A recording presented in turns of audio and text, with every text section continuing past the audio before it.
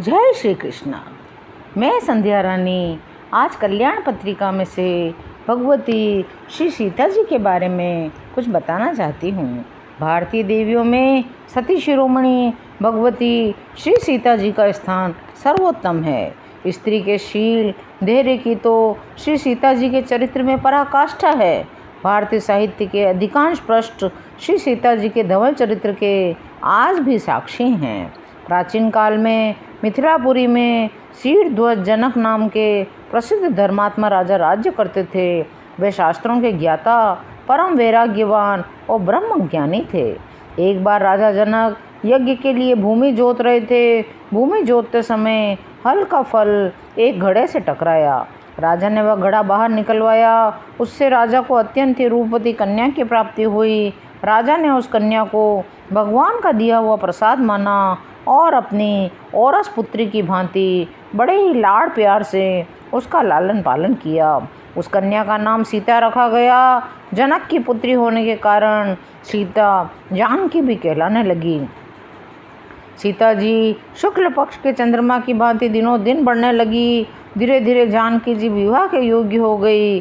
जनक जी ने धनुष यज्ञ के माध्यम से उनके स्वयंवर का आयोजन किया। देश विदेश से निमंत्रण पाकर राजा लोग मिथिला में पधारे। श्री विश्वामित्र जी के साथ राम और लक्ष्मण भी आए। श्री राम की मनोहारिणी मूर्ति देखकर राजा जनक विशेष रूप से विदेह हो गए। विश्वामित्र जी ने श्री राम के शौर्य की प्रशंसा करते हुए जनक जी से अयोध्या नरेश दशरथ के पुत्र के रूप में उनका परिचय कराया। महाराज जनक विशेष प्रसन्न हुए। पुष्प वाटिका में श्री राम और सीता का प्रथम परिचय हुआ। दोनों चिर प्रेमी एक दूसरे की मनोहर मूर्ति को अपने हृदय में रखकर वापस लौटे। सीता जी का स्वयंवर आरंभ हुआ। देश विदेश के राजा, ऋषि, मुनि, नगर निवासी सभी अपने नियत स्थान पर आसीन हुए।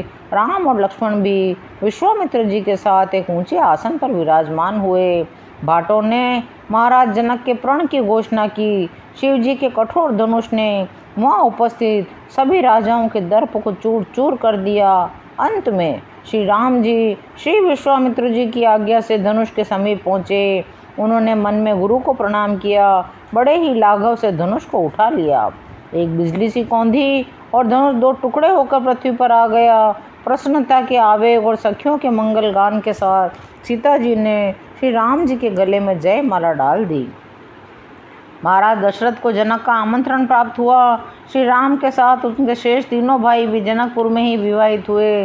बारात विदा हुई। पुत्रों और पुत्र वधुओं के साथ महाराज दशरथ अयोध्या पहुँचे। श्री राम को राज्याभिषेक के बदले अचानक 14 वर्ष का वनवास हुआ। सीता जी ने तत्काल अपने कर्तव्य का निश्चय किया। श्री राम के द्वारा अयोध्या में रहने के आग्रह के बाद भी सीता जी ने सभी सुखों को तृण के समान त्याग दिया। वे श्री राम जी के साथ वन में गई। सीता जी वन में हर समय श्री राम को स्नेह और शक्ति प्रदान करती हैं।